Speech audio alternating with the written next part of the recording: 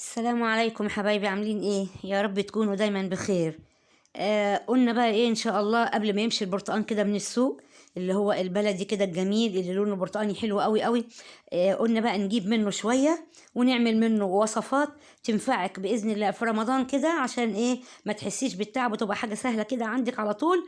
يا اما ايه اجلك ضيف او اي حاجة بتطلعيه بيبقى سهل عليكي جدا. طبعا احنا جبنا البرتقان وغسلناه طبعا غسله كويسه قوي، البرتقانه الناعمه البلدي غسلناه غسله كويسه قوي قوي قوي. وبعد كده بقى ايه دخلنا عملنا الوصفات اللي انتوا ايه شايفينها قدامكم دي كلها، يعني كذا وصفه وهتعجبكم قوي قوي. وايه وحاجه يعني جميله ونظيفه من ايدك الحلوه دي كده وسهله جدا زي ما قلنا. لاول مره بقى يشوف القناه يخش يشترك ويفعل الجرس عشان يوصل له كل جديد.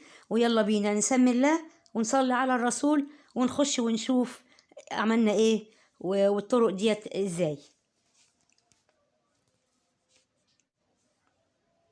زي ما انا قلت لكم بقى كده ان انا جبت 4 كيلو برتقان. يا دوبك يعني ايه الكميه اللي انت ايه محتاجاها، عايزه تجيبي 4 5 6 الكميه اللي انت محتاجاها. وقسمتهم نصين زي ما انتم شايفين كده، بعد ما غسلتها كده وخليتها جميله كده بتلمع قدامك زي الفل كده. جبت بقى النص اللي احنا قسمناه، بشرته على المبشره الناحيه مش الناعمه قوي قوي، لا يعني الناحيه اللي قبليها كده شويه. هتبشريه ما تخشيش على القشره البيضه اللي جوه، انا عايزه بس القشره الخفيفه الصفرة اللي بره، دي ايه اللي بتديكيش مراره، اما القشره البيضه اللي جوه دي بتخلي ايه طعم البشر ايه مش حلو.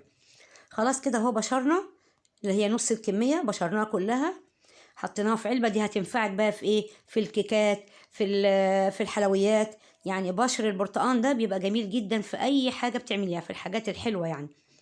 خلاص كده حطينا بقى في علبة كده لوحده اللي هي نص الكمية، يعني يعتبروا 2 كيلو. حطيناهم كده في العلبة اللي قدامكم دي وتغطيها وتحطيها في التلاجة عادي في الفريزر، بس هو يعني الأصح في الفريزر عشان ايه ما تغيرش لونها. خلاص كده. جبنا بقى هو البرتقال اللي احنا بشرناه خدنا منه البشر دوت. قشري بقى الحتة اللي هي كانت تحت القشرة الصفرا الخفيفة اللي انتوا شايفينها كده معايا، طلعيها خالص خالص من على البرتقانة. علشان ليه بقى؟ لما تيجي بقى هتعمليه العصير دي ما ايه يعني ما تبقاش يعني مضايقاكي وانت ايه بتعصريه، يعني ما تعملش ابدا تفل كتير. خلاص كده كل الكميه بتاعتك طلعي بقى منها القشره خالص خالص كده، البرتقال قدامك نضيفه مش عليها ولا قشر. خلصنا بقى الكميه بتاعتنا.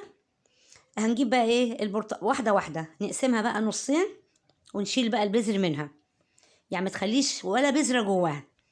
برضو ليه؟ عشان البذر دوت بيمرر، يعني في اي حاجه عصير في اي حاجه بيمرر. وخلصتي برضو الكميه بتاعتك كلها كده زي ما انتوا شايفيني. شيلي منها البذر خالص واحده واحده، ليه؟ عشان تسهل عليك الامور. خلاص. وبعد كده بقى ايه النصين قطعتهم تاني نصين تاني، بقت البرتقانه يعني 4 ارباع. جبنا بقى الخلاط الحلو الجميل بتاعك كده، وحطي على قد كميه الخلاط اللي هو ايه البرتقال المتقطع ده، حطي عليه ايه نص كوبايه ميه او كوبايه صغيره عشان يسهل معاكي ضربه في الخلاط بدون اي اضافات تاني. ما حطيتش انا لا سكر ولا حاجه. ليه بقى؟ عشان لما تيجي بقى تطلعيه عايزه تحطي عسل جميل جدا، عايزه تحطيه مع حاجه تانية هيبقى حلو قوي قوي من ايدك. سكر او عسل ده براحتك، بس هو ايه العسل بيبقى جميل وبيديله طعم حلو قوي. خلاص خلصنا الكميه وصفيناها كده بقى من التفل. بصوا بقى اديتنا ايه الكميه اللي قدامكم دي اللي في البوله. هتجيبي بقى الأكياس الحلوة النظيفة بتاعتك، وتعبيها بقى ايه على قد احتياجاتك. يعني الحاجة اللي انت تلاقيها كده هي دي اللي هتكفيكي. عبي ايه الكيس على قده زي ما انتوا شايفين كده. تاخدي كده بالمورفة كده حبة حبة وانت فاتحة الكيس كده عشان ايه ما يدليش منك، وبشويش كده خالص هتلاقي الحاجة بقت سلسة جدا معاكي وخفيفة جدا وحلوة. هتيجي بقى عند العنق خالص اهو تحت كده اللي عند اول العصير، تمسكي الكيس من تحت وتلفيه كده عشان يطلع منه الهواء وتربطيه، وتسيبي كمان حتة كبيرة فارغة كده عشان انت ايه هتنيمي الكيس كده في الفريزر عشان ما ياخدش مكان. تاني كيس اهو برضو قدامكم، عبيه برضو كده. وزي ما قلنا برضو ان العصير دوت مفيش اضافات لا سكر ولا اي حاجه خالص غير شويه الميه بس اللي احنا حطيناه، يعتبر عصير خام قدامك. عشان لما تيجي برضو بنقول نستعمليه في رمضان او في اي وقت انت بقى تضيفي عليه اي حاجه اللي انت عايزاها. اهو برضو ده تاني كيس اهو قدامكم. يعني انا عبيت ايه 3 مستويات، يعني ما حطيتش اكياس كلها على قد بعضها. ليه؟ في يوم عايزه حبه صغيرين، في يوم عايزه حبه كبيره. اه زي ما انتم شايفين كده. خلاص فرغنا منه الهواء، وادي هم 3 اكياس قدامكم، ولونه جميل جدا. يعني اللون البرتقاني الحلو الجميل. ليه؟ عشان انت بقى جبت البرتقانه حلوه الجميله كده الصفرة، قصدي البرتقاني، ومش معطوبه ولا حاجه من دي. خلاص على كده جبنا بقى ايه، خدنا 3 برتقانات من النص التاني اللي هم يعتبروا ال2 كيلو التانيين، عشان دول هنشيلهم ايه بحالهم كده. بعد برضو ما قطعناهم نصين ونضفنا منهم البذر كله كده.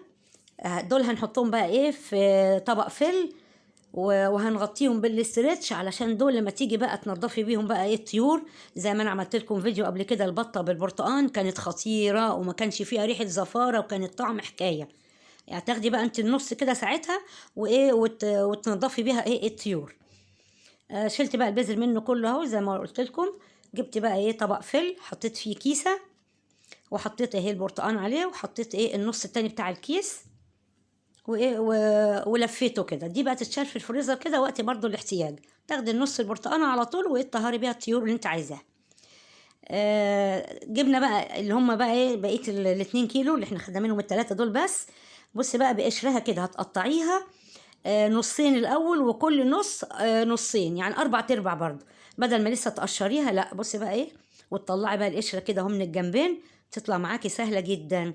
والقشر ما ترموهوش، احنا الاول خدنا البشر، لكن ده بقى القشر بحاله ما ترموهوش. بصي بقى تطلعي ايه الربع ربع، بصي كده سهله جدا. والقشره ايه تطلع معاكي، مش هتاخدي معاهم يعني 10 دقايق كده ايه في تقشيرهم كلهم. خلاص على كده. وبرضو طلعنا منه البذر، او زي ما قلنا القشر هو برضو ايه احتفظي بيه، عشان ان شاء الله هعمل لكم بقى فيديو وهقول لكم بقى القشر ده هنعمله ايه، نعمل فيه ايه ونحتاجه في ايه. خلاص على كده خلصنا بقى الكميه بتاعتنا اللي هو يعتبروا ايه ال2 كيلو التانيين اللي خدنا منهم 3 وحدات برتقان. جبنا برضو الخلاط، حطي برضو فيه الكميه اللي على قد الخلاط عشان تعصريه. وهنحط برضو معاه تاني نص كوبايه ميه. ليه بقى نص كوبايه الميه دي؟ عشان ايه بيسهل الخلط في الخلاط، عشان ما تلاقيش ايه الخلاط وقف منك.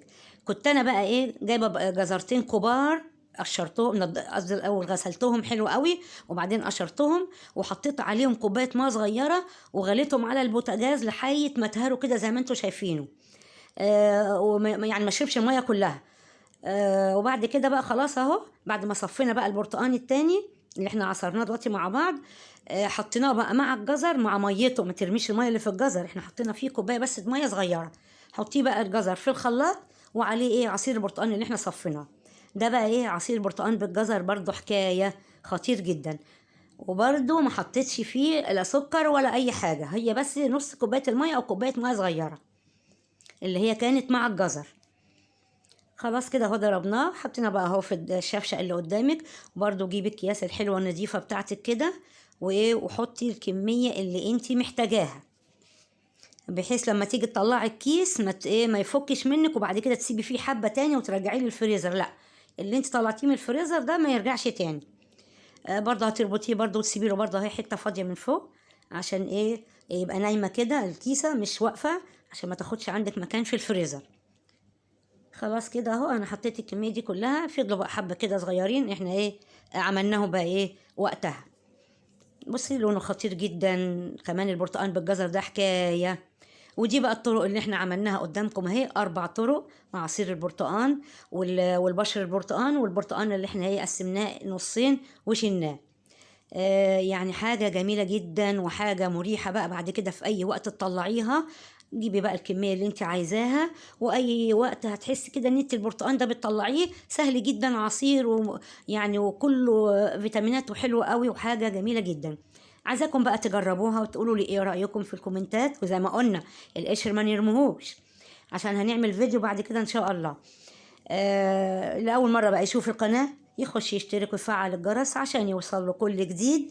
وبالهنا والشفا، ويهل علينا رمضان بالخير يا رب، على أمة لا إله إلا الله، والأيام اللي جاية تبقى أحلى من اللي عدت إن شاء الله.